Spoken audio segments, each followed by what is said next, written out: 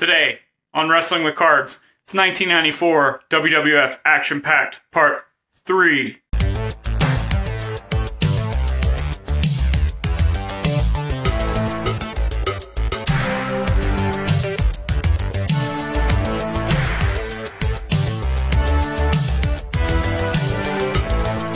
What's up, wrestling fans, trading card collectors? Welcome to Wrestling with Cards. I'm your host, Zan Morning. You can check out all my social media information below. Today, Part 3, 1994 WWF Action-Packed Wrestling Card Set. But, before we do that, let's look at the table. Marshawn Lynch, Rookie Gridiron Gems. I'm going to call this an RPA. You don't think this is an RPA, you can at me in the comments. Got pieces of the jersey, auto, although I'm not the biggest fan of the sticker autos. I'll take it. Number 16 out of 50. That's pretty cool. Marshawn Lynch is what got me back into football. I was a huge fan of the Buffalo Bills in the early 90s, Super Tecmo Bowl era. Kind of got out of it, got really into wrestling stuff. I mean, I've been a wrestling fan all my life, as these videos have spoken for. But he got drafted to the Bills, got me back into it. Wanted an RPA. I may be looking to upgrade this at some point, but that's pretty cool. Really good deal on Macari. Guys, check out Macari. You can find a lot of really cool, underpriced sports memorabilia, cards, action figures, whatever collectibles you're into. And check out my store, Beast Mode Collectibles, while you're there. I always have good stuff in there. You never know. Some of this stuff on the camera may show up in my store.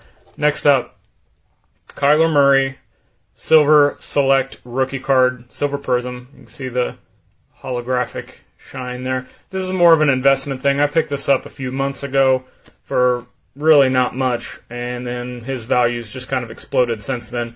I think the Cardinals could have a pretty good season this year. If we have a football season, that could take off in value. Look to flip it. Speaking of flipping, check out my how to make money flipping trading cards video from previous episodes. If you need money, trading cards are an easy way to do it. Next up, the Holy Grail. Well, I'll call it the Holy Grail. If not a Holy Grail, maybe the most popular wrestling card series, 1982 Wrestling All-Stars. Here's the Dick Murdoch in an SGC case. Now, there's a lot of SGC haters out there. I say change the culture. Enough with PSA and BGS. We need a third party involved. But we've got this awesome Dick Murdoch card. Look at that. Graded a 5. It's not too bad looking at a card. We've got this speck down here. And there's some markings around the edges. There's some whitening right here. But a 5? I've seen some PSA and BGS cards that look worse than this come back with higher grades. So that's another thing about SGC. Harder grading. I think it's a reputable company. I actually really like the basic black slabs. Puts more emphasis on the cards. Kind of like this video. Who wants to see my face? You want to see the cards? That's what this show's about. Alright, let's get things started. Part 3, 1994 WWF Action-Packed Wrestling Cards. And we're starting this off with number 11, card number 11, Bob Backlund. Mr. Boring, according to me. Always hated this guy growing up. As I got older, I learned to respect his career as a whole through the 70s and 80s. But as a kid, this character was super lame to me compared to everything else at the time. This came out 1994, again, new generation era. So you've got all these cartoon characters, larger-than-life characters, and yet they've pushed this guy right in front of us. It actually worked to his advantage as a heel character around this same era later on, right before the Attitude Era, but never really a huge fan of Bob Backlund in this era. Again, he was an okay wrestler overall. Bob Backlund returned to the World Wrestling Federation in 1992 at 43. Now that's interesting because that's about the same age as AJ Styles right now. So it's amazing how time changes. Quickly demonstrated scientific wrestling skills, able to make him a Federation champion 78 to 83. Again, yeah, his style was really good then, but in the new generation era, it doesn't really work. 235-pounder from Connecticut, two-time co-holder tag titles, first stint with the Federation. Bob Backlund could be as dominant as ever. No. Not really. Not in the new generation era. Next up, one of the most iconic cards in this set, and a little bit of a backstory that I touched on earlier. Card number 12, Undertaker. Now this is the base card. I spoke earlier in a previous video. In fact, I believe it was the first video when I overviewed this set. This same card is numbered to 500 and autographed that could be randomly found in packs back then. 1994, I don't know too many autographed numbered cards that were being inserted in packs. I know that's a common thing now, but again, that card is still sought after to this day. Last time I saw the card listed with the auto and the number to 500, I believe it was right around $200 on eBay. So still really sought after card. And again, look at this pose. Classic, iconic Undertaker pose. The gray, the design. This is before he really started changing up his gimmick.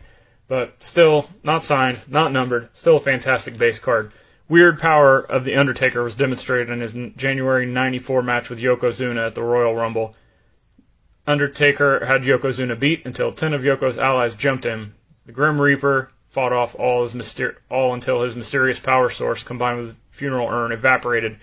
This is another one of those wrestlers that really, like, he's the only guy that can get away with using superpowers, and, you know, people still dig it.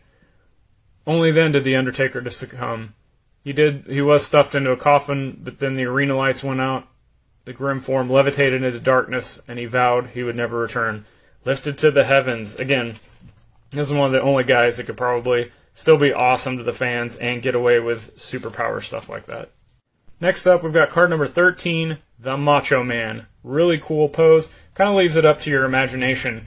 Is he coming off the top rope with his patented elbow? Is he coming off the top rope with the double axe handle smash? We don't know. So what's cool about trading cards? Leaves it up to your imagination. This is at the tail end of his WWF career. As you can see, he started wearing the full body tights. And it was interesting, by the end of 1994, when these cards were put out, he would actually be in WCW. So that's another really interesting thing. But anyway, cool card. Let's check out the back. Macho Man Randy Savage. Complete wrestling package. Actually, yeah, that's true. Because he's best on the mic, good in ring, total package. Not Lex Luger.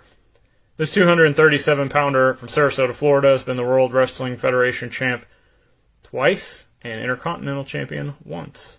Savage is adept and technical and aerial skills. He can brawl with the best, but possibly the attribute that most helped him to succeed is the never say die spirit, and that's true for him in and out of the ring, I believe. Says the Macho Man, you have to live it with gusto. Dig it? And I agree. Live life. That's why I started doing these videos. Wasn't afraid to fail. Wanted to start something new. Wanted to start a wrestling card channel. Nobody's doing that. So here I am. Dig it. Next up is an interesting character. Number 14. Adam Bomb. I was always a huge Adam Bomb fan when I was a kid. I'm not sure why.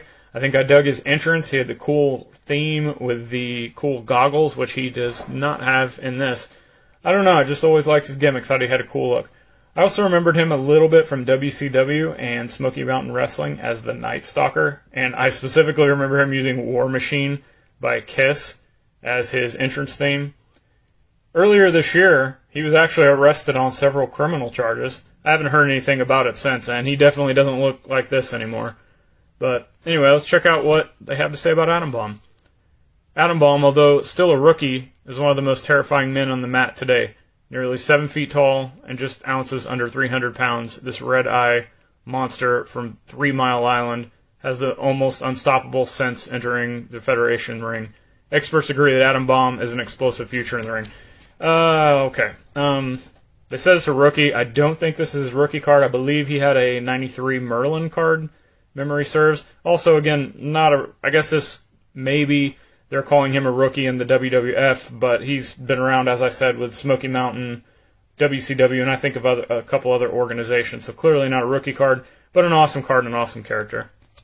Last but not least in today's video, card number 15, Bret the Hitman Hart. Now, love Bret Hart. Not the biggest fan of this card. It's got kind of a lame pose. I mean, you can tell he's looking pretty serious, ready to go. Cool, really cool auto. I really like that autograph on there, that gold print. Again, not real, but that's something cool about these cards. Again, kind of a lame pose, but it's Bret the Hitman Hart. You really can't go wrong with any Bret Hart cards. Bret Hart is called the Excellence of Execution for his superior technical skills. 234-pounders held the World Wrestling Federation Championship and twice has worn the tag belts. Co-champion and Intercontinental champion. 1993, he was the Federation's King of the Ring Superstar of the Year. Brett comes from Wrestling Premier Household, Hart family, headed by legendary Stu Hart. Brett says, "Whenever I'm in a tight spot, I remember my family pride and fight even harder." I actually believe he probably made that statement. So that's it for today's video, part 3 of the 1994 WWF Action Pack series. If you like what you're seeing, please go down below, hit the subscribe button, hit the bell icon so you never miss any more of my upcoming videos. Make sure to check out all my store links below, eBay, Mercari. Check out my cards. Like I said, my social media is down there. Sometimes I put stuff on sale on those platforms. You never know what's going to pop up. Own a piece of the show if you see any of this stuff pop up. Make sure to check out all my future videos. Until next time, see ya, wrestling fans.